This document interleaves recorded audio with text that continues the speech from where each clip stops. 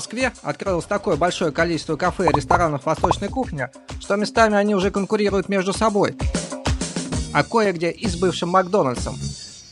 Мне же захотелось ездить на родину этих самых чайханных, а именно в Среднюю Азию, Республику Узбекистан, посетить такие города Ташкент, Самарканд, Бухара, где плов отличается не только по цене, но и по вкусу.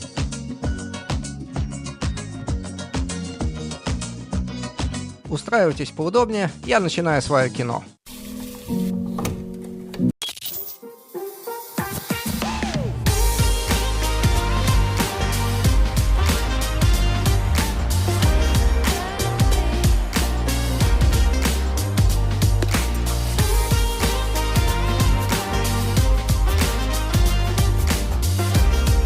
Ну а прежде чем поехать и увидеть все эти достопримечательности, включая ташкентское метро, несколько интересных фактов об Узбекистане.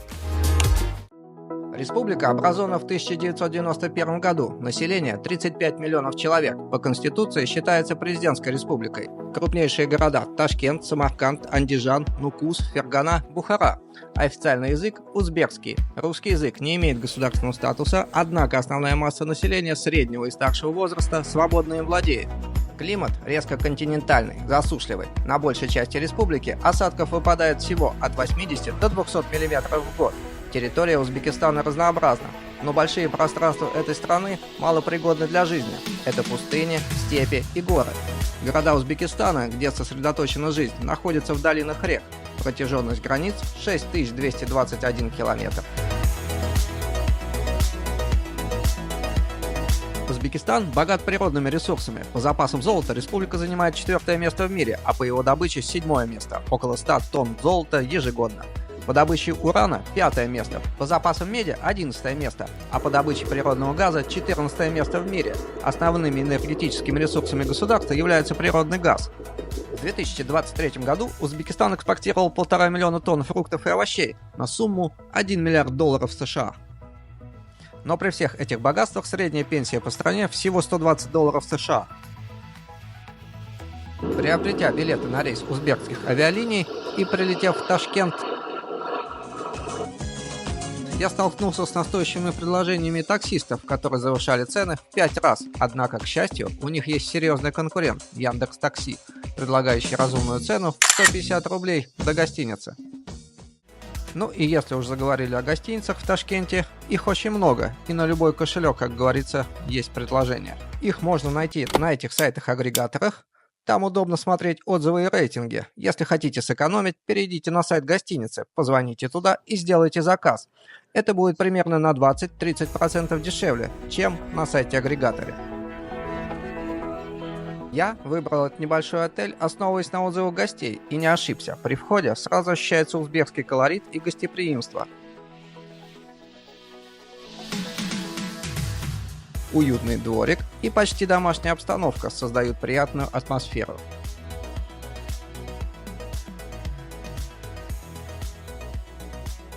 А самое главное, очень вкусные и сытные домашние завтраки. Одним словом, будете в столице Узбекистана, рекомендую этот отель. И если будете в этом отеле, обязательно передавайте привет этому белому милому котику, который сладко сейчас так спит среди подушек. Да, вот такой котенок. Население Ташкента в настоящее время составляет около 3 миллионов человек. Город находится в сейсмоопасной зоне. В 1966 году было разрушительное землетрясение около 9 баллов, из-за которого 300 тысяч человек остались без крыши над головой. И еще один немаловажный факт. Согласно данным IQ Air, Ташкент был признан вторым по уровню загрязнения воздуха городом в мире в 2023 году. Я же приехал сюда зимой и пыли особо не заметил. А местные говорят, зима выдалась аномально теплая, без снега. А теперь погнали смотреть Ташкент. И первое, на что обращаешь внимание, везде достаточно чисто. Это видно по чистым улицам и во дворах многоэтажных домов. Но есть ложка дегтя. Это подъездная дверь, облепленная рекламными объявлениями. Но больше всего меня удивил следующий двор, где в 4-этажном здании был сделан самострой для увеличения жилплощади квартиры. Возможно, это дополнительная пристройка балкона, которая увеличила площадь квартиры. Но это сильно испортило фасад здания. Интересно, это законно? Если нет, то куда смотрит местная власть? В Ташкенте мне говорили, воду можно пить из-под крана, а здесь стоит живая вода. Но вот пользуются ли ей местные жители – это вопрос. Но в целом в Ташкенте в каждом дворе есть все для детского отдыха. Качели, песочницы, ну и скамейки для их родителей.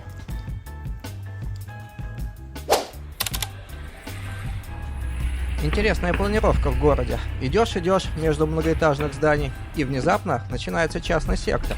Такая особенность наблюдается во многих районах. Вот тут, идя по улице, сначала видно очень красивое в традиционной архитектуре здание. Я уж подумал музей, а оказалось отель. Далее в частных домах в основном бизнес, хостел, мини-отели, магазины, банки. Забыл сказать, еще и частные детские сады с уклоном английского языка. Интересна стоимость этих домов, ведь это столица, а не пригород. И только я подумал об этом, попалось объявление о продаже дома. Интересно, это настоящая цена или она еще выше? Напишите в комментариях.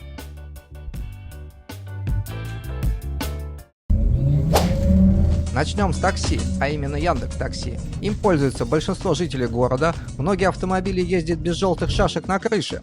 При этом оно относительно дешевое, и меня очень заинтересовал этот момент. Почему так дешево? Ведь проезжая столько же в Москве, я плачу в 7 раз дороже, чем в Ташкенте. А бензин здесь дороже, чем в Москве.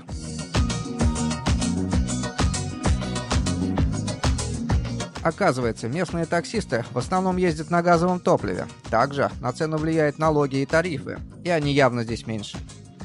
Автобусы ездят по выделенным линиям, но пока не везде. Стоимость 2000 сум. Платить можно кондуктору или банковской картой через валидатор. А если заплатить АТТО, это транспортная карта, цена будет 1700 сум. При пересадке на другой автобус в течение 1 часа и оплаты АТТО нужно заплатить 700 сум. Ташкентское метро имеет такой же запах шпал, мазута. Ну, в общем, все те, кто ездил в 90-х годах в московском метро, все то же самое. Этот запах спутать ни с чем нельзя. А сейчас пойдем купим билеты, как это все у них функционирует и сколько стоит, сейчас покажу. По поводу запаха. Сейчас в Москве его нет, так как шпалы заменили на бетонные. И если хотите поностальгировать, приезжайте в ташкентское метро. Он здесь все такой же. Здрасте. А сколько стоит? Сколько стоит билет? 2000. А скидки какие-то бывают? Спасибо. Вот так выглядит билет на метро ташкентского. Стоимость 2000 местных денег, это суммы или сомы. На наши деньги это всего лишь 20 рублей. Пенсионерам скидки с 10 до 4 дня, небольшие, но есть. А если покупать вот по этой транспортной карте, то будет еще чуть-чуть дешевле. Транспортная карта продается отдельно. Поехали. Билетик нужно приложить, а потом выкинуть. Держать до конца поездки не обязательно. До моего приезда в Ташкент мне все говорили, что метро там намного красивее, чем в Москве. Посмотрев несколько станций, я сделал для себя вывод. Станции в национальном традиционном дизайне и определенно лучше, чем в парижском метро, но до московского метро не дотягивает уж точно. И вот почему. Это типичный проект станции, так называемые сороконожки. На некоторых станциях не горит свет, утопает в рекламных плакатах, не моют стенки от вездесущей пыли. Душно, но это, возможно, вентиляцию перевели на зимний режим. Летом, я надеюсь, такого нет. Метро построено в 1977 году и имеет 4 линии. Подвижной состав где-то 80-х годов 20 века. А где-то уже ходят новые поезда 21 века. Попрошаек нет. Безопасность. На каждой станции я всегда видел полицейских. Эскалаторы, входные и выходные двери еще времен СССР. Мои впечатления. Хорошее метро, но, уже, как говорит молодежь, уставшее и требует модернизации. Судя по новым составам, она началась, а значит, скоро возьмутся и за двери и станции и приведут их в еще более живописный вид без рекламных плакатов.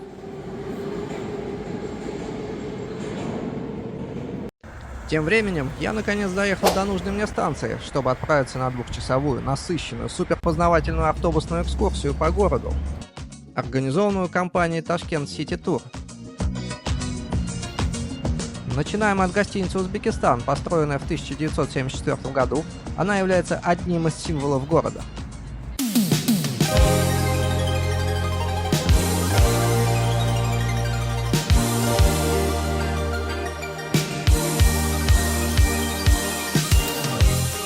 В ходе экскурсии я выяснил, что Ташкент переводится на русский язык как «каменная крепость» или «каменный город». Узнал о знаковых достопримечательностях города и их истории.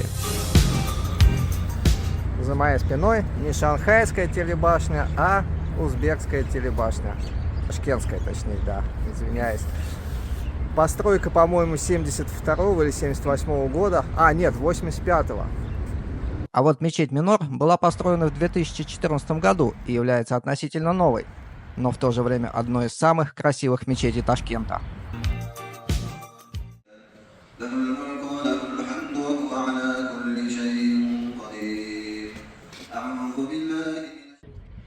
Ансамбль Хазрати Имам представляет собой комплекс, объединяющий древние религиозные сооружения с современными.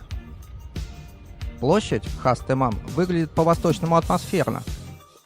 Памятник архитектуры 16 века. Проезжаем через канал Анхор, где активно тренируются спортсмены водных видов спорта. Это начало большой набережной Ташкента, любимое место прогулок, горожан и гостей города. Вообще, этой экскурсии следует посвятить отдельный видосик. Она действительно познавательная и стоит своих денег. Единственный минус – отсутствие системы хоп-он, хоп-офф. Система хоп-он, хоп-офф – это посадка и высадка без привязки к экскурсионному автобусу.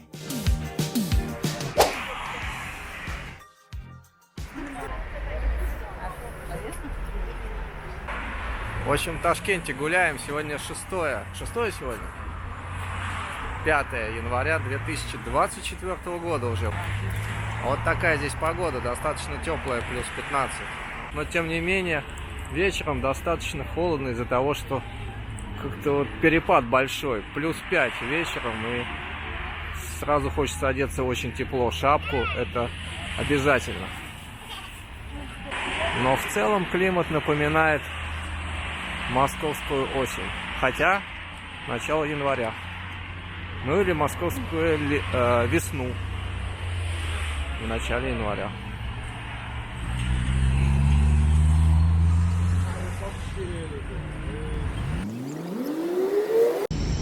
А вот аналог московского острова мечты в Ташкенте — это Magic City. Построен при спонсорстве компании PepsiCo. Вот сейчас посмотрим, погуляем, как там внутри и что они там сделали. Интересно посмотреть.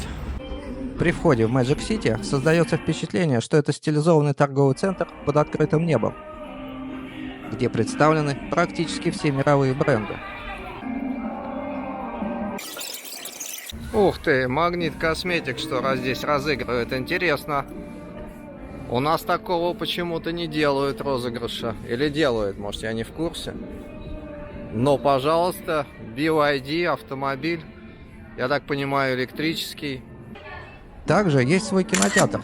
Обратите внимание, все названия на русском языке. А в этом павильоне детские аттракционы. Внутри их не так много.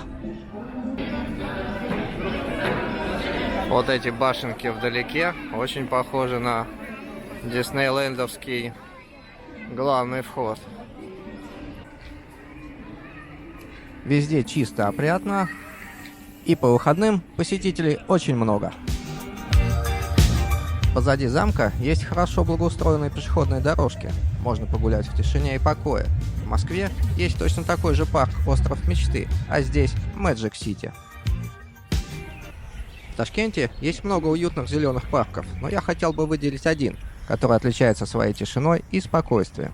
Здесь можно насладиться пением птиц и отдохнуть от городской суеты.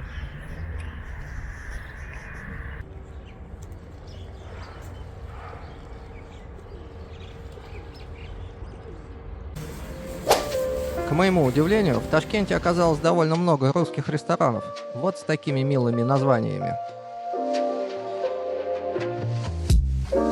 Ну а как вы помните, цель моей поездки – отведать настоящий узбекский плов в Узбекистане. И все мне говорили о посещении плов-центра. Я же решил зайти в обычный ресторан и хорошо подкрепиться там. Заказал лагман и плов. По вкусу все то же самое, как и в Москве. Поэтому скажу, что вкусно. Может, из-за того, что я проголодался. Сильно есть нечего.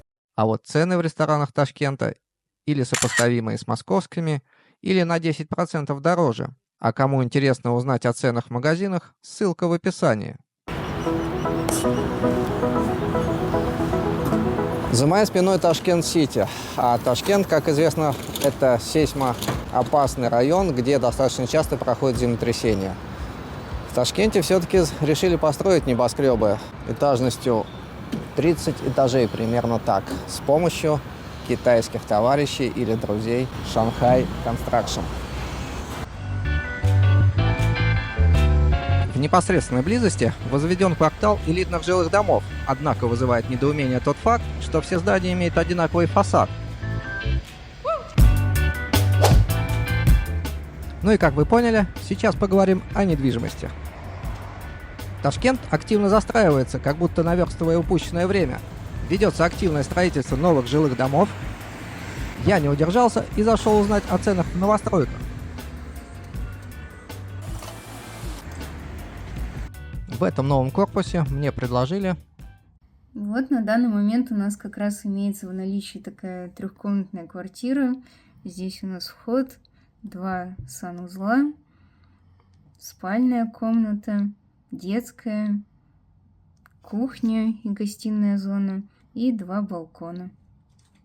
И цена $74 500. Спасибо большое.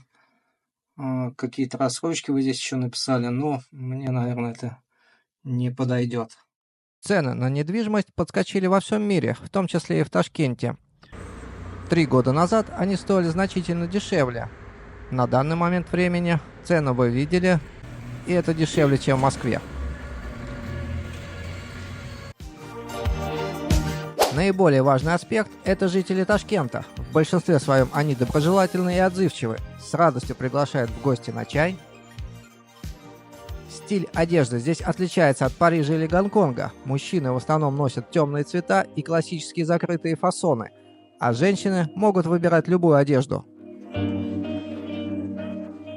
И еще, меня нигде так часто не называли. Братишка! На следующий день я отправился в другой, не менее значимый для страны город Узбекистана. А Ташкент мне запомнится как хороший, чистый и опрятный город. Уж точно чище, чем Париж. Местами чем-то похожий на Москву. Цены уж точно московские.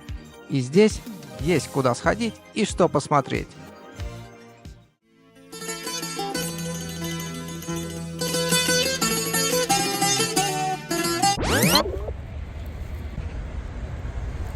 Ух, как все заставлено машинами. Пешеходам никак не пройти. И куда смотрит местная мэрия? Наливай чайханчик чаю вместо крепкого вина. Я вам музыку сыграю, здесь всем нравится она. На востоке, что за ней?